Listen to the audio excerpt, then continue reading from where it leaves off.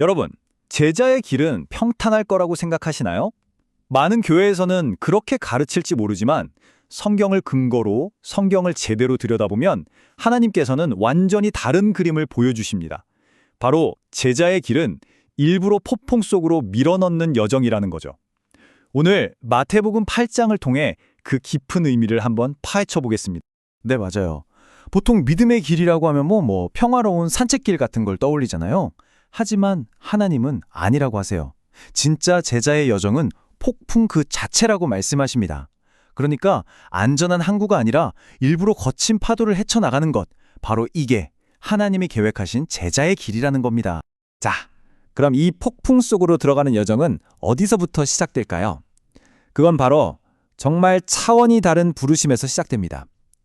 예수님께서 당신을 따르려는 사람들에게 과연 뭘 요구하셨는지 한번 보시죠. 보세요. 한 서기관이 어디든 가겠습니다 하고 자신만만하게 나섰을 때 예수님은 뭐라고 하셨나요? 여우도 굴이 있고 새도 집이 있는데 인자는 머리 둘 곳조차 없다. 와, 정말 단호하시죠? 이건 그냥 고생 좀 할 거야 정도가 아니라 이 길에는 세상적인 안락함이나 영광 같은 건 아예 없다고, 그 현실을 직시하라고 못 박으신 거예요. 그런데 여기서 끝이 아니에요. 심지어 한 제자에게는 이것보다 더 충격적인 명령을 하십니다. 아버지를 장사 지내고 오겠다는, 어떻게 보면 너무나 당연한 요청에 죽은 자는 죽은 자들이 장사하게 두고 너는 나를 따르라 라고 하시죠. 이건 정말 가장 중요하게 여겨지는 인간적인 도리보다도 하나님의 시급한 사명이 무조건 최우선이라는 걸 보여주신 겁니다. 아니, 도대체 왜 이렇게까지 절대적인 헌신을 요구하시는 걸까요? 좀 봐주실 수도 있는 거 아닌가요?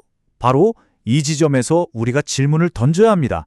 이토록 타협 없는 부르심 뒤에 하나님께서 제자들에게 가르치시려는 핵심적인 영적 원리가 대체 뭘까? 하고 말이죠.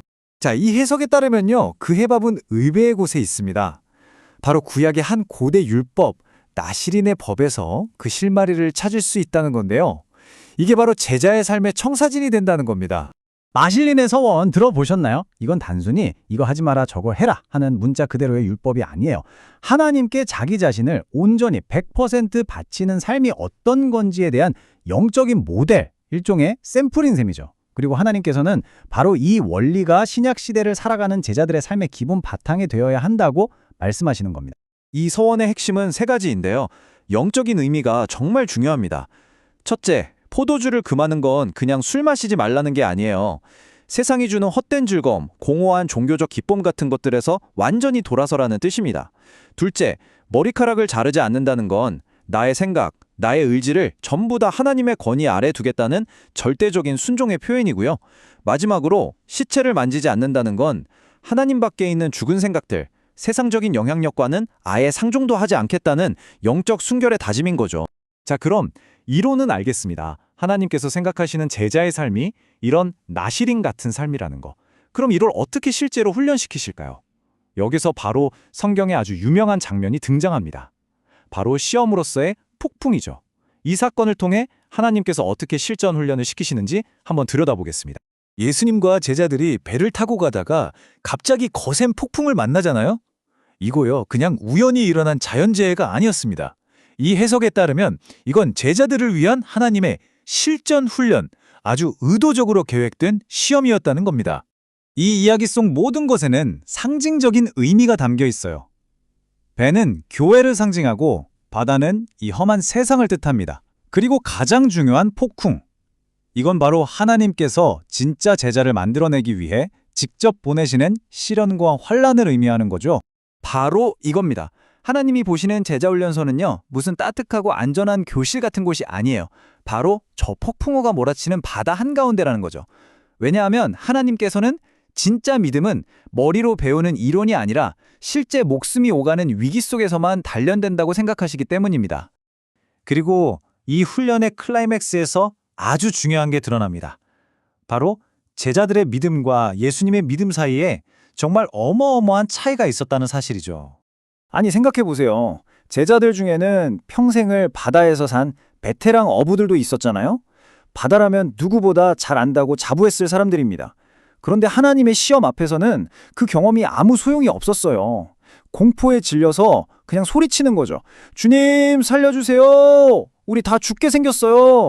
이때 예수님의 반응, 이게 정말 중요합니다.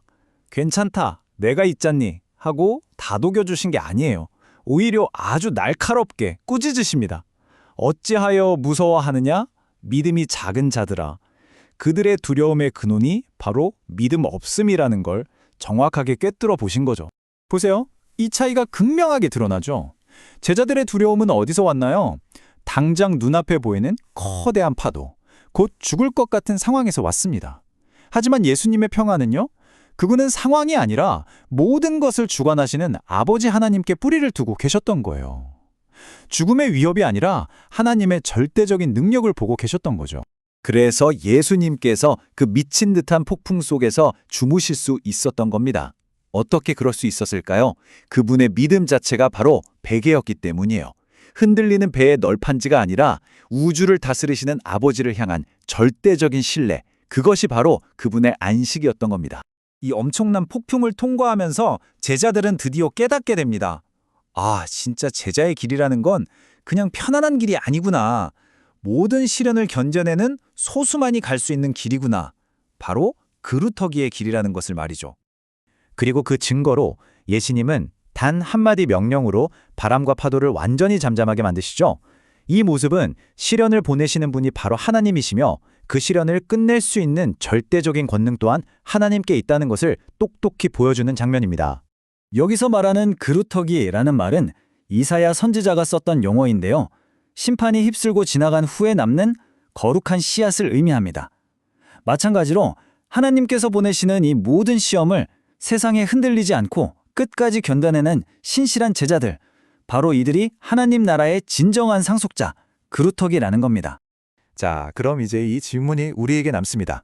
여러분에게 믿음이란 무엇인가요? 폭풍을 피하게 해주는 안전한 항구인가요? 아니면 그 폭풍의 한가운데를 뚫고 나아갈 힘인가요?